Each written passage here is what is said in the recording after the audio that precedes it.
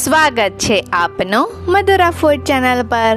આપ ચેનલ પર નવા છો તો ચેનલને સબસ્ક્રાઇબ કરશો અને બેલ આઇકન દબાવી દેજો કે જેથી અમારા નવા વિડીયોની અપડેટ તમને મળતી રહે। ચાલો તો આપણે શરૂ કરીએ। આજે આપણે બનાવવાના છીએ કલાકંદ। આ સામગ્રીનું લિસ્ટ છે જે ડિસ્ક્રિપ્શન બોક્સમાં મળી જશે। એના માટે પહેલાં પનીર જોઈએ। આ ઘરે બનાવેલું પનીર છે। પનીર કેવી રીતે બનાવવું એ જોવું હોય તો એની લિંક ડિસ્ક્રિપ્શન બોક્સમાં મળી જશે।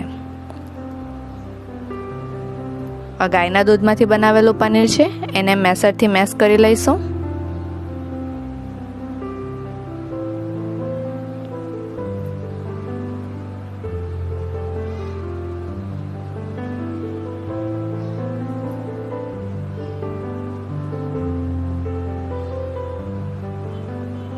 આવી રીતે બરાબર મેશ કરી લઈશું।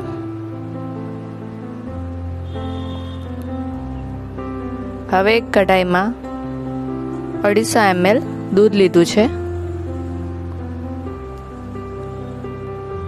અને 100 ml થાય ત્યાં સુધી બાળવાનું છે અને 1/4 કપ ખાંડ લીધી છે। એ ધીરે ધીરે ઉમેરતા જશું, બધી સાથે નહીં ઉમેરીશું। એટલે ખાંડનું પાણી થાય એ થોડું બળે પછી પાછી થોડી ખાંડ ઉમેરીશું।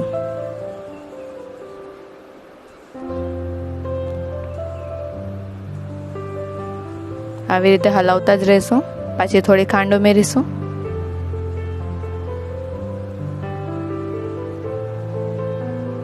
આ આપણું તૈયાર છે કન્ડેન્સ મિલ્ક। એની અંદર આ જે મેશ કરેલું પનીર છે એ ઉમેરી લઈશું।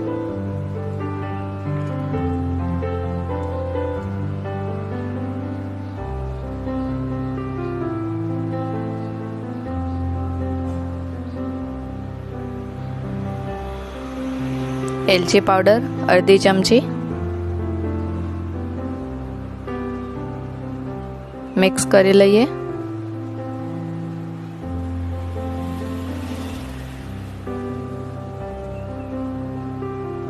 આ દાણેદાર કલાકંદ ખાવામાં ખૂબ જ સરસ લાગે છે અને ફટાફટથી બની જતી મીઠાઈ છે।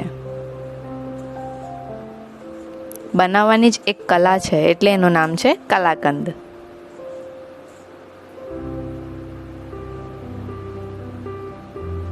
પનીર જો તૈયાર હોય તો 10 મિનિટમાં બની જતી મીઠાઈ છે।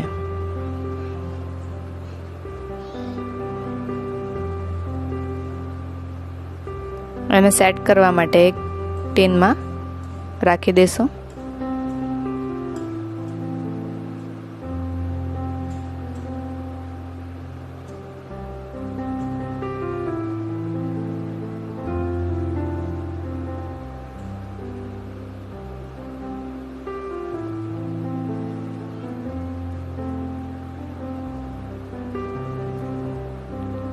એની ઉપર ડ્રાયફ્રૂટ ઉમેરીશું। બદામ અને પિસ્તા લીધા છે, તમે તમારી પસંદના ઉમેરી શકો છો।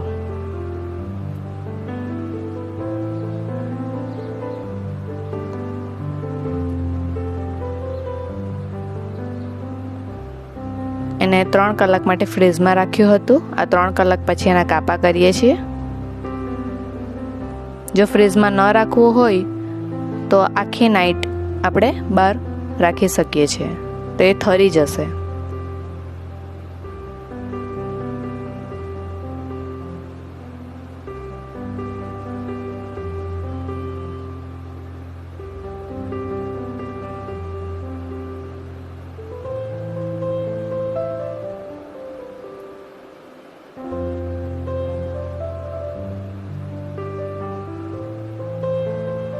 આપણી તૈયાર છે કલાકંદ।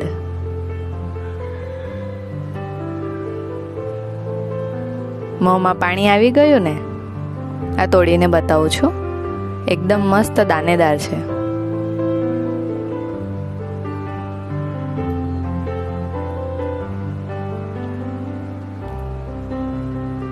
જો આ વિડીયો તમને પસંદ આવ્યો હોય તો લાઈક અને શેર કરવાનું ભૂલશો નહીં। ફ્રેન્ડ્સની સાથે, ફેમિલીની સાથે શેર કરી શકો છો। જરૂરથી ટ્રાય કરજો અને કેવી બની એ કોમેન્ટ કરી જણાવશો। Thank you.